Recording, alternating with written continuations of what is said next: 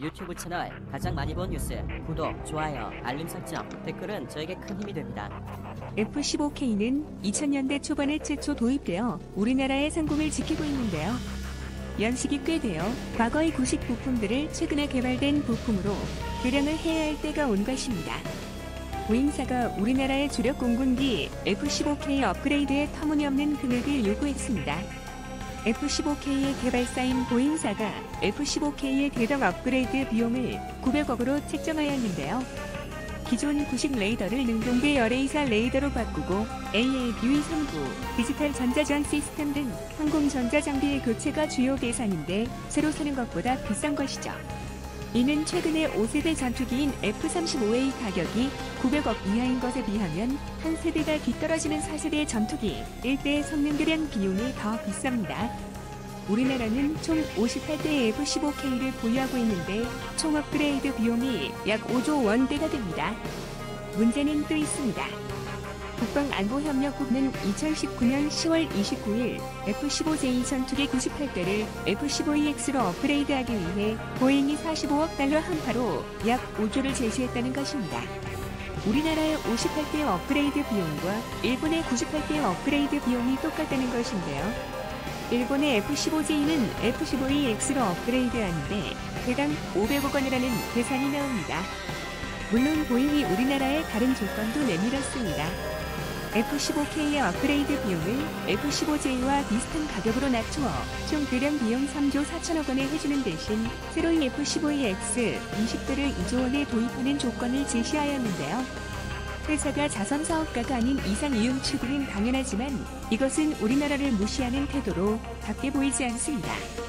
일본이 최대 고객이라 VIP 대우를 해줄 수는 있지만 우리나라와 일본의 관계를 생각하면 이와 같이 가격을 달리하는 것은 보잉사의 악수를 두는 것인데요. 유튜브 채널 가장 많이 본 뉴스, 좋아요와 구독은 영상 제작에 매우 큰 힘이 됩니다. 시제기 최고식과 함께 미국의 유명 뉴스 채널 CNN에서는 흥미있는 보도가 나왔습니다. 한국은 KF-21, 보람의 KF-X의 정식 명칭을 출시하여 세계 초음속 전투기 제조국이라는 엘리트 집단에 합류했다. 이 보도는 KF-21 보라매가 4.5세대 스텔스 전투기라고 불리는 이유는 5세대 전투기의 전 유물인 내부 무장창이 없어 레이더 반사가 많은 무장을 외부에 탑재하기 때문이라고 말하고 있습니다. 하지만 KF-21 보라매는 5세대 스텔스 전투기인 F-35보다 더 높이 날 수 있으며 무장 능력도 더 탄탄한다고 말하고 있습니다. 이렇게 되면 우리나라는 차라리 업그레이드 비용을 KF-21 보말에 사업에 투자하는 게 좋을 수 있습니다. 더 많은 투자로 KF-21 보람의 전력화가 빨라지면 초기 도입에는 돈이 더 들 수 있으나 앞으로 이루어질 블록 업그레이드의 국산화가 상당 부분 이루어져 대량 사업 비용은 훨씬 쌀 것으로 예상인데요. 반면에 이웃나라 일본은 자국산 전투기가 없어 F-35 도입과 F-15J의 업그레이드를 일찍이 진행했는데요.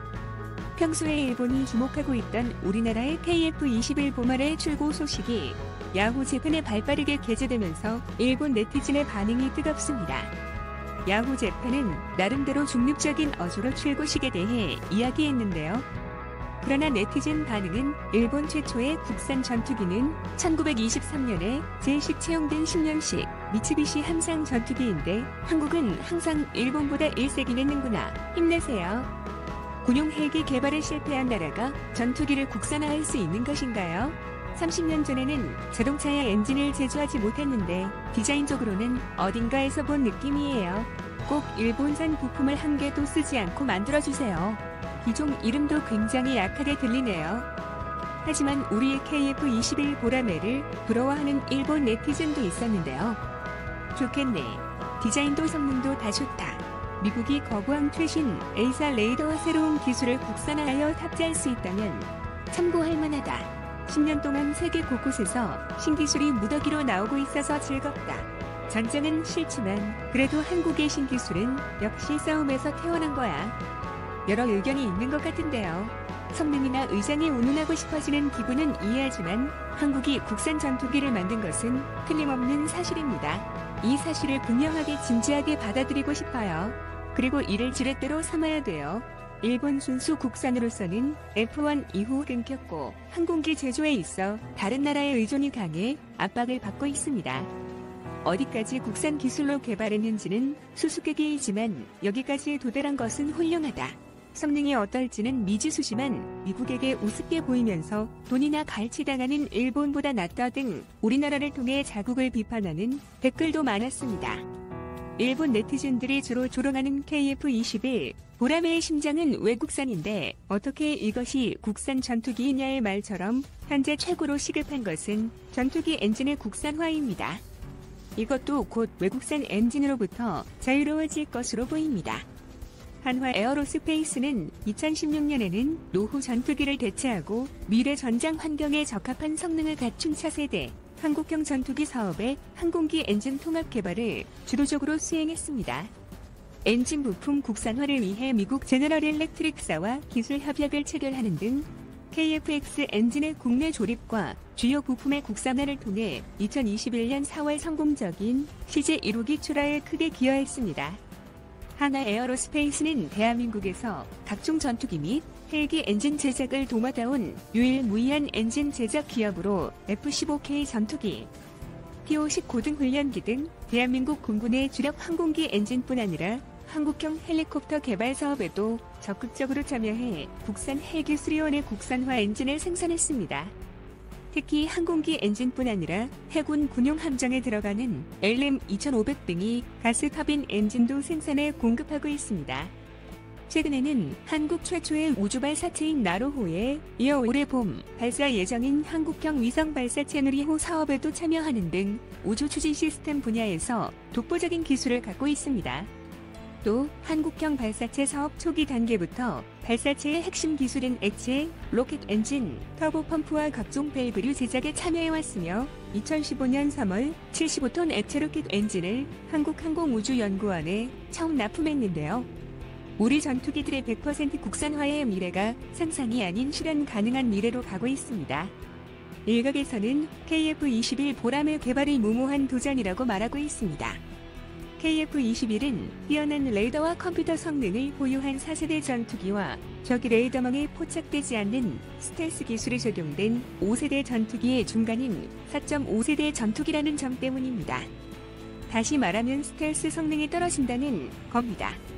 스텔스 전투기가 주요국의 항공 전력으로 활약하고 있는데 그보다 성능이 한 단계 낮은 KF-21 보라매를 5년에서 6년 뒤에 양산하는 게 적절하느냐는 비판이죠. 전투기는 300대 이상 팔아야 수지타산이 맞는다는 지적도 있었습니다. 우리 군의 납품을 120대를 빼면 공동개발국인 인도네시아를 제외하고 다른 나라에 180대 이상을 실제 수출할 수 있을지도 의문도 남겼죠. KF-X 사업이 그간 7차례 있었던 사업 타당성 조사에서 6차례나 타당성 없다고 결론이 나온 주요 이유였습니다. 투입 비용 대비 이득을 남길 수 없는 구조라는 것이었습니다. 하지만 우려와 다르게 CNN에서는 KF-21 보라매 수출 전망을 긍정적으로 보고 있습니다. 우선 KF-21 보라매는 한국 공군의 많은 노후화된 전투기들을 대체하는 것도 있지만 미국이 외국군을 상대로 판매하는 F-35보다 가격이 현저히 낮을 것으로 예상되기 때문에 수출 잠재력이 크다고 말합니다. 태국, 필리핀, 그리고 더 나아가 이라크도 전투기 구매 고객이 될 수 있다고 한 전문가는 말했는데요.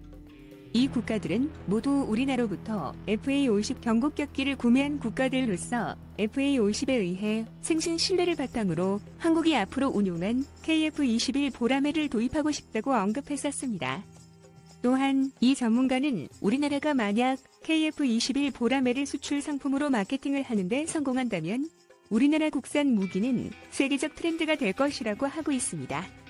그 증거로 스톡홀름 국제평화연구소 통계에 따르면 2016년부터 2020년까지 우리나라의 무기 수출은 이전 5년 대비 210%의 증가세를 보이고 있으며 우리나라가 세계 무기 시장의 2.7%의 점유율을 차지하고 있다고 했습니다.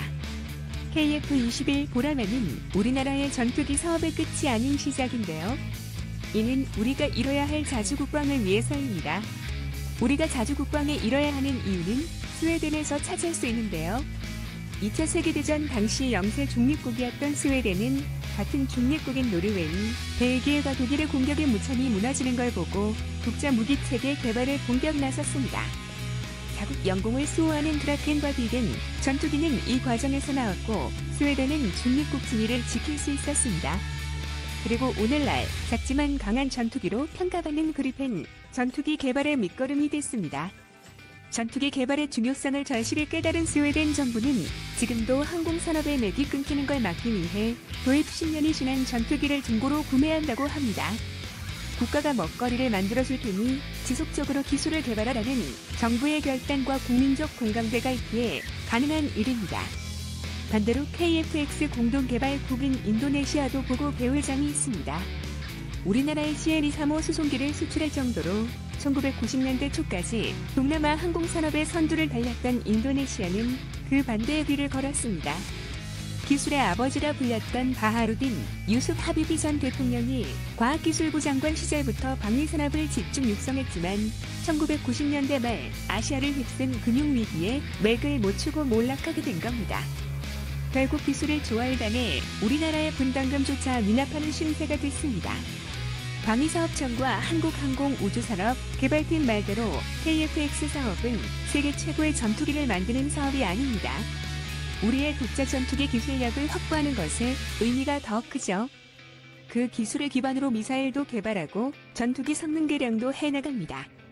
실제 KF-21은 향후 스텔스기를 연두에 둔 형상으로 제작됐습니다. KF-21 보람의 사업으로 앞으로 우리나라가 만들 진짜 5세대 스텔스 전투기와 6세대 전투기 또한 기대해봅니다. 시청해주셔서 감사합니다. 이 동영상은 유튜브 채널 가장 많이 본 뉴스에서 제작하여 게시한다. 구독과 좋아요, 알람 설정은 좋은 영상을 만드는데 많은 힘이 됩니다.